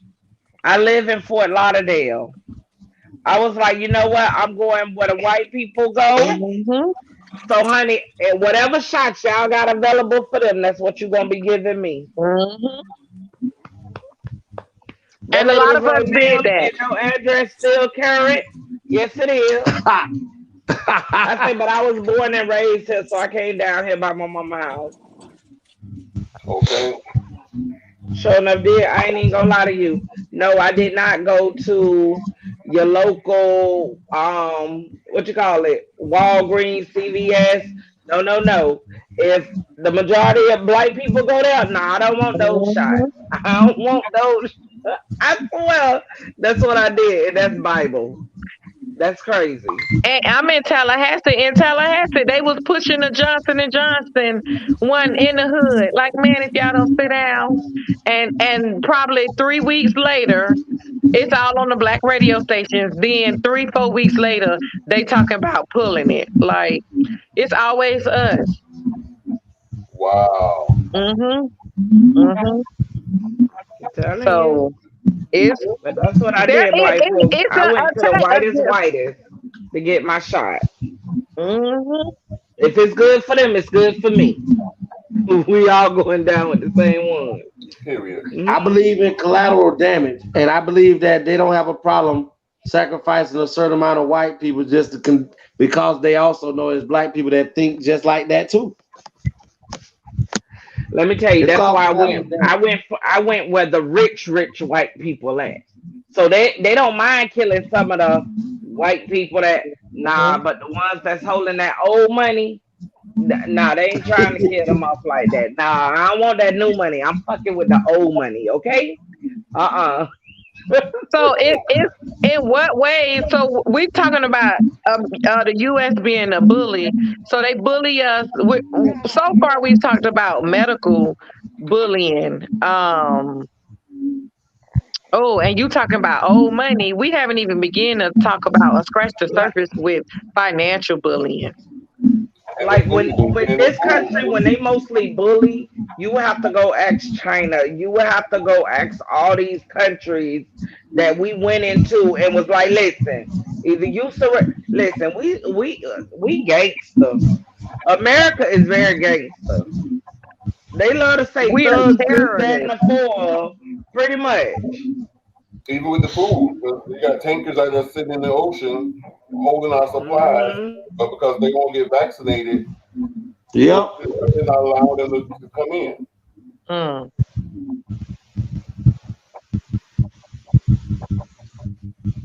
And that's why it's important for us to take as much control as we can. When we could grow food, we shouldn't be relying on that food alone. True. I remember speaking of growing food. I remember when I was in elementary school. My neighbor, he had a whole garden in his backyard, and I was so fascinated that he had a garden with all his fruits and vegetables in his backyard. So I used to always go over there and talk to him about it. So he said he's gonna show me. So he showed me what to do and how to do it, and he even had to like do the seeds and some of the plants. If you cut off the bottom of the collard green, you can break that apart. The seeds from this, and put a potato in there. And he showed me how to start. Man, I put so many fruits and vegetables in my backyard to the point where the only thing we was going to the grocery store for was R&B's, right, and the stuff that was paper goods, right. Fruits and vegetables in the backyard. But the difference is with that, Tony, and I showed you a video where there's one person who owns the right to every seed in the world. What does that have to do with you growing your own food? What does that have to do with us growing our own food? If you just hold it a minute and pump all those brakes, just pump them. Once you go and purchase seeds anywhere, and let's say there's a machine called a shucker that can go back and repluck and you can reseed it. It is illegal for you to do that because they're saying that you're supposed to come back and rebuy seeds every year. You cannot use your same seed again. And so let me show you this. Tony, am I lying? That's what it said on the video.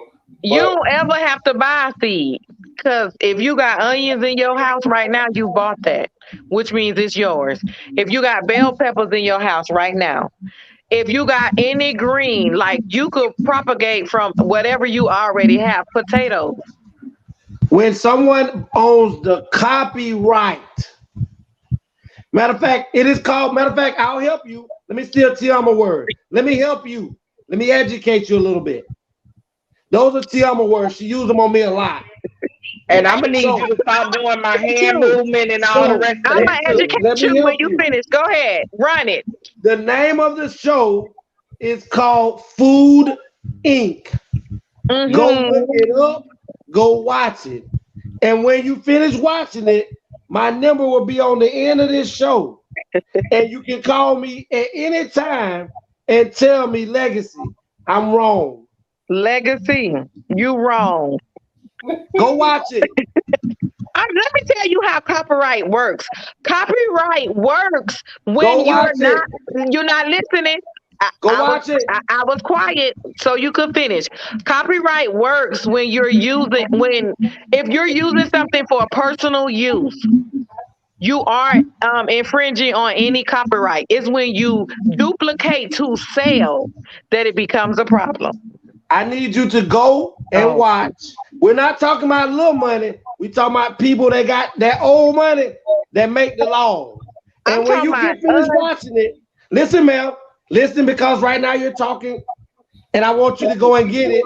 It's free for you to download. Go watch it. Food Inc. One of the richest black women on the planet said one thing against Big Beef Company. Her name is Oprah Winfrey. Because she said she didn't like how the hamburger meat tastes, Big Beef FDA sued Oprah Winfrey because they say she cost them money. Right. So what does that have to do with us growing our own food, if sir? you learn, if I think if we grow on a smaller level just to feed our household, it's not gonna put that much of a damper on the on the business economy or the food and drug or whoever, whoever does the food economy or whatever. So you're not noticed. You're under the radar.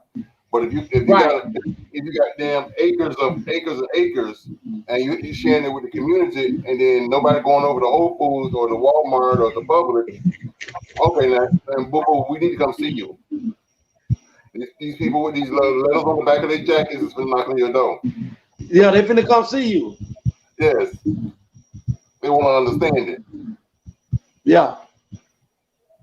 And no, it's okay, Miss Cromartie. Tony said the same thing too before he went and watched this movie.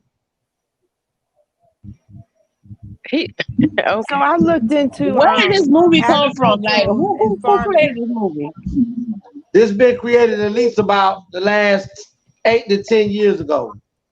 Who did it though? Who was the source? Food Inc. I don't remember who authored it and everything, but it's called Food Inc. All I Food see Inc. don't sound reputable to me. That's the name of the video. Just go watch it. You talk. I see Food Inc. and it's a 3D food print. Is that what we talking about? Put in Food Inc. movie. So when we talk about black people not reading, is this an example? I guess. But when you get to watching that movie, when you get finished watching, see you talking right now. But when you get finished watching it, give me a call. Okay, I've seen this before.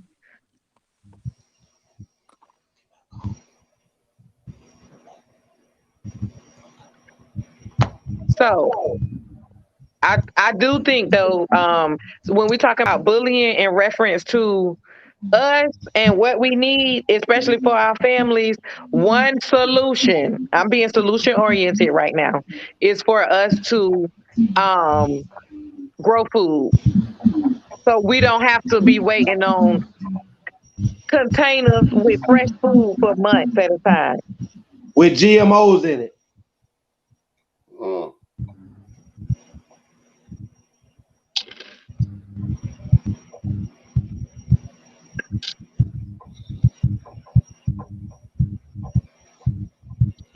This is a very great show, guys. This is excellent. I tell you what, go ahead, Miss Juicy. I looked into farming, and for the agricultural purpose where you say they come at you with up to a certain amount of farm, how much you're producing, when you go over and making it where you're selling it, because most people aren't giving it away, up to $500,000, you can do it and still be considered small business when it comes to farming, if you set it up and do it the right way. And they recognize the farm and you in the agricultural system as a part of, like a partner, when you do it that way. And that can be done. Are they governing where you buy your seeds from? No. They don't tell you that. They don't tell you that. They didn't tell you that. That's how it's done through the movie. But everything is governed. Everything is governed. I actually I sell plants, and we grow and sell we don't sell food, but we sell plants. We're registered. My children have a business. It's called Crown Earth and Water Benders. They are registered with the Department of Agriculture. And so Come on, children. Oh yeah. Oh, actually, all of my children have businesses. It's 4 operating businesses out of my house. Again, taking control. We have to take control. So I ain't just talking about it. I'm being about it. We have to take control. My 19-year-old, she don't gotta ever go beg anybody for a job, and she got a little funky attitude. And she get to have her funky attitude and operate her business. So, but just we got to take control. But so they're registered. Crown Earth and Water Benders is actually registered with the Department of Agriculture, and they actually, it was a simple application. They want to know, and they do govern it because they want to know where you're getting your product from. So because when we first started, most of our things were propagated, meaning I bought plants, and then from there the kids took a piece of the plant and grew more and grew more and grew more.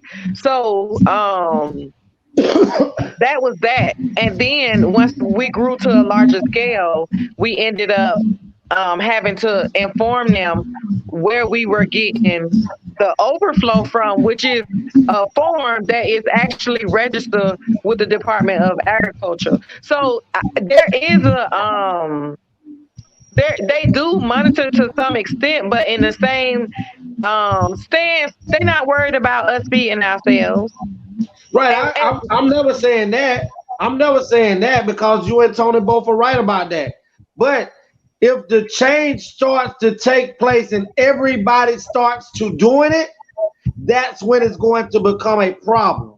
Well, legacy, we can't butt on everything. We have to create solutions for this bullying, for these bullies. We can't we can't be quiet because we know the bully gonna come for us. We can't stay in no corner. I'm gonna fight him, Miss Cormati. I'm with whatever I gotta live to die for. But I also need everybody. That's like, you're not gonna go into a store and steal and not know that if you get caught stealing, you facing jail time.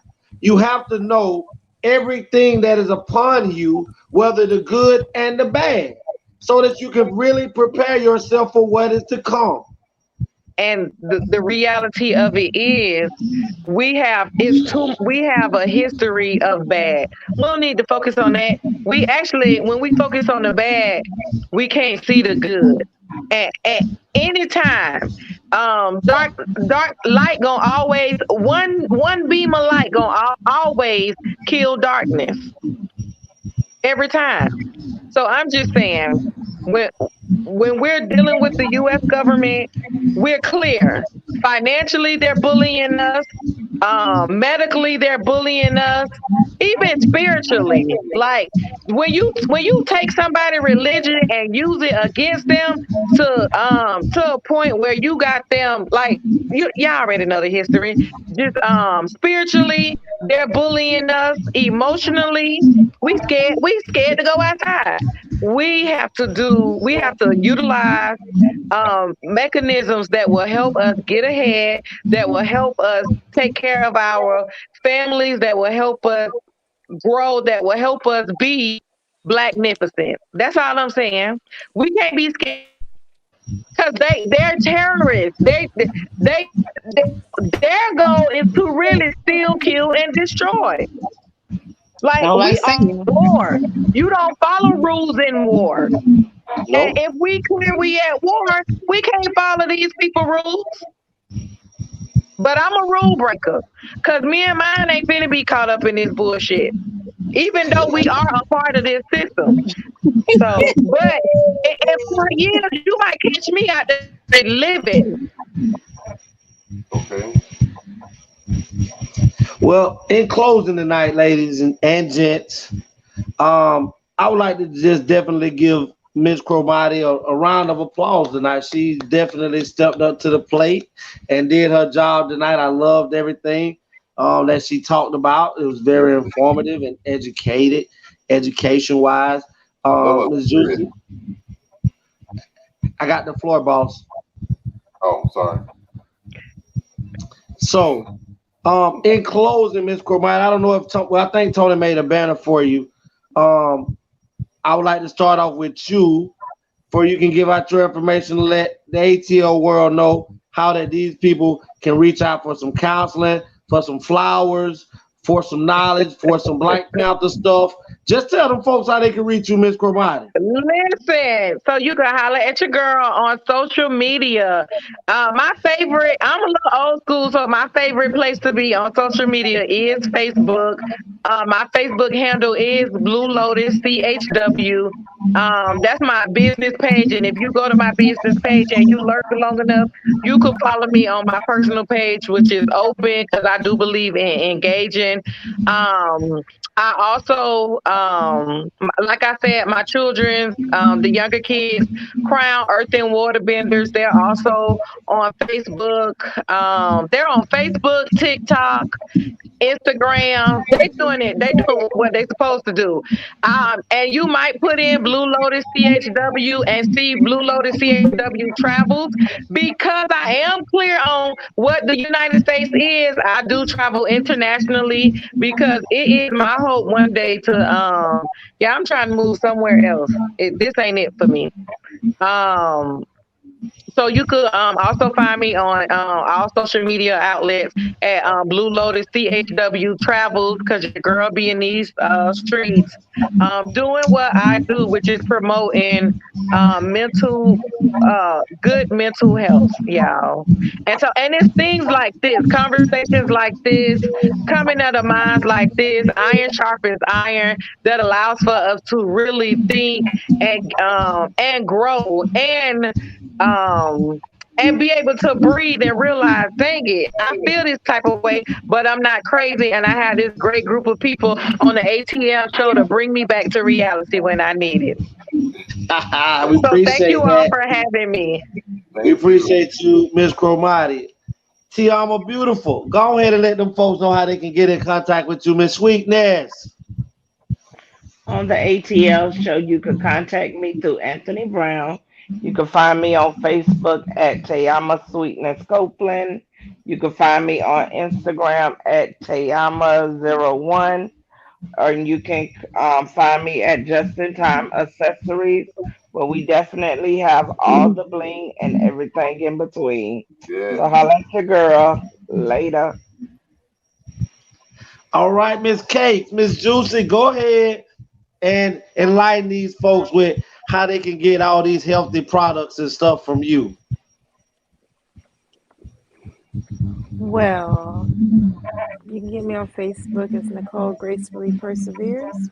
You can call me 785-422-6949, or Instagram at Miss Beautiful, MSBEUTEAFUL.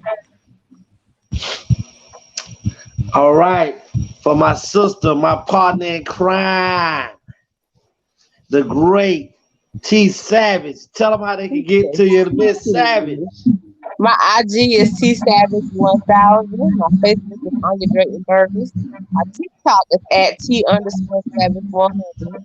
My email is birdsanya@gmail.com. My phone number is area code 786-525-691. You can find me at the job putting your kids in check.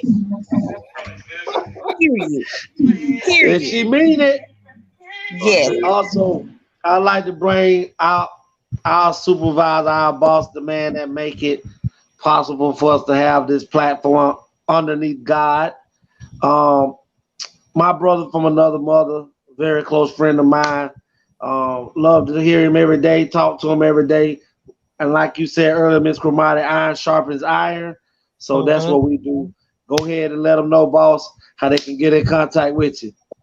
I'm the Anthony Brown Show. You can find me on all social medias on Facebook, Instagram, Twitter, as well as YouTube under the Anthony Brown Show. Again, again on the Anthony Brown Show. I'm a YouTuber, influencer, and mentor. And as I always say, you got to grind until you shine. All right. And I will get ready to take us out. I am Legacy the Great. And you can reach me at Facebook under Dream Williams. You can also reach me at YouTube, on YouTube, Antonio Williams. My email address is aunya121@gmail.com. And you can reach me business-wise anytime, not like Ms. Cromartie, at 229-630, just joking, Ms. Cromartie, 630-7615. Ms. Cromartie, I got something for you. I haven't did this in a minute, but since you seen it gonna be a nice fit to come in and help mentally doctor up people and things like that, we have a saying when you come on to the A.T.L show. When you get ready to leave, you have to bless the audience with the favorite phrase, A.T.L ho. So I need you to get an audience that phrase for the night so we can get up out of here. Let them know now, Miss Cromartie, what it is. Listen, we are greatness, A.T.L ho. You know it. You know it. Yes. A.T.L. They're back. It's my time again. Anthony, TeAma, T7, Legacy. They're back. They're the best. Let's get it. Season 2. I'm the best in this shit, that's fact. And there's only one reason that I came back. I'm here to set the fucking record straight. Okay, I'm the best you other cats just fell the way. First off, ain't no beef with the spitters in my city. But if it comes with 28, then shit get gritty. I'm shitty. Yeah, I shit on rappers. Either dead or seen since you wanna be actors. It's the message. I'm talking open hills and places. The school little feeling foggy. I'll be patient and waiting. It seems y'all forgot who really runs the throne. Screaming y'all number one just because I was gone. See, ain't no stopping me now. I'm on the move. I'm on against team. Once when you ready to lose. The game, the street, the throne is took. This the message. Hope it leave you from the rappers. Sure. Yeah. The message. So y'all know. Yeah. The monster is back. And I'm at my spot. A.T.L. ho.